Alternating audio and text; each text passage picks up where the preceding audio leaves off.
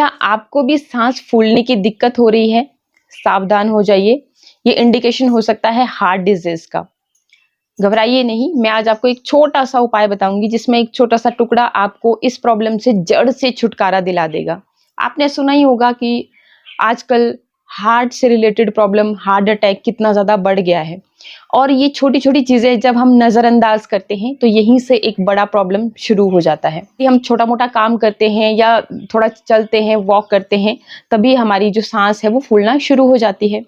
तो यहीं से इंडिकेट हो रहा है कि भी अगर आपकी जो नसें हैं उनमें ब्लड प्रॉपरली फ्लो नहीं हो पा रहा है, तभी फिर हार्ट को डबल मेहनत करनी पड़े। तो अब कहीं न कहीं तो दिक्कत स्टार्ट हो चुकी है।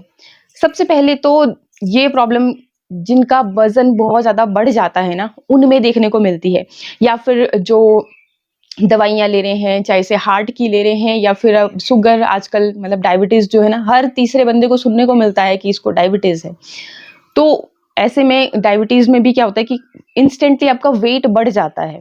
थायराइड के केस में भी ऐसा ही होता है। एक होता है कि जिसमें आपका वेट जो है कम होना शुरू होता है और एक में आपका वेट जो है बहुत ही ज़्यादा बढ़ जाता है। तो फिर थोड़ा-सा भी चलेंगे तो साँस फूलना शुरू हो गई। एक रिसर्च में बताया गया है कि जिन लोगों ने डेली 2 ग्राम अदरक लेना शुरू किया, उनका ट्राइग्लिसराइड जो बढ़ा हुआ था ना, वो बिल्कुल लेवल पे आ गया। कोलेस्ट्रॉल को कम करने में ये आपकी बहुत हेल्प करता है। अब आप सोचोगे कि ये कोलेस्ट्रॉल क्या है, ट्राइग्लिसराइड क्या है? जिन लोगों को ज़्यादातर जेंट्स लोगों में ये समस्या देखने को मिलती है कि उनका ट्राइग्लिसराइड मतलब कि बैड कोलेस्ट्रॉल की मात्रा बहुत ज़्यादा बढ़ जाती है।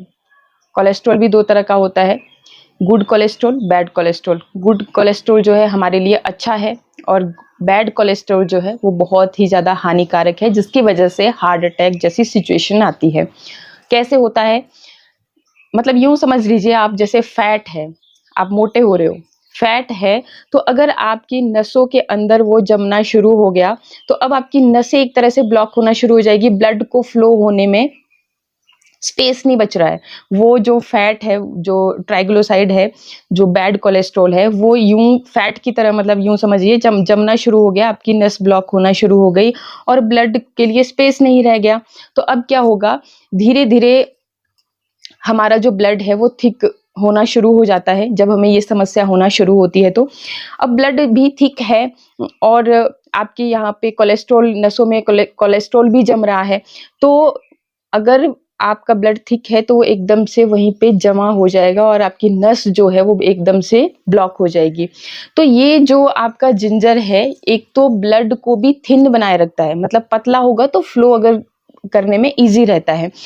उम्र जैसे-जैसे बढ़ती है तो हमारी जो नसें हैं ना, तो वो भी मोटी होना फूलना शुरू हो जाती हैं। तो चलिए अब देखते हैं कि किस तरह से आपने इसको लेना है। लेने का तरीका बहुत ही सिंपल है, जैसे मैंने आपको बताया कि बिल्कुल आधा इंच 2 तरीके मैं बताऊँगी आपको लेने के।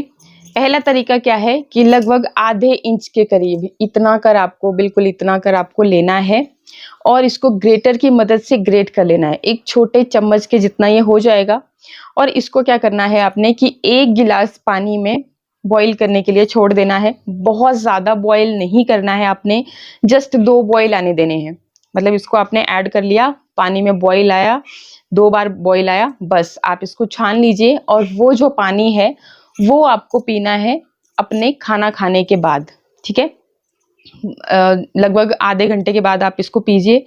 आप इसको सुबह, शाम जब भी आपका दिल कर रहा है, दिन में 2 बार से ज़्यादा ना पिएँ।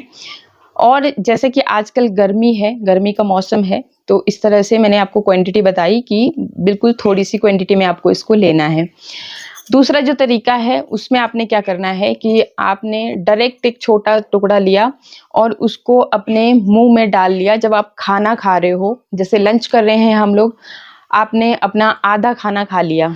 लंच कर रहे हैं आप, मान के चलो कि लंच में आप 4 चपाती खाते हैं, तो 2 चपाती खाने के बाद आपने लिया इसे और चबा-चबा करके अपने मुँह में बढ़िया तरह से चबाना है। जैसे मैंने आपको पहले ही बताया कि जब आप खाने को अच्छी तरह से चबाते हो तो हमारे मुँह में जो है जो लार बनती है, वो हमारे खाने के साथ जब हमारे पेट में जाती है, आंतों तक पहुंचती है, तो गुड बैक्टीरिया वहाँ पे बहुत ज़्यादा बनते हैं, जो कि आपके खाने को डाइजेस्ट करने में आपकी हेल्प करेंगे और आपको जो ब्लोटिंग जैसी समस्याएं हैं वो नहीं होती हैं। जो आप खाना खाते हो अपने पेट में, तो उसको भी ये नीचे की तरफ को धकेलने का काम करता है।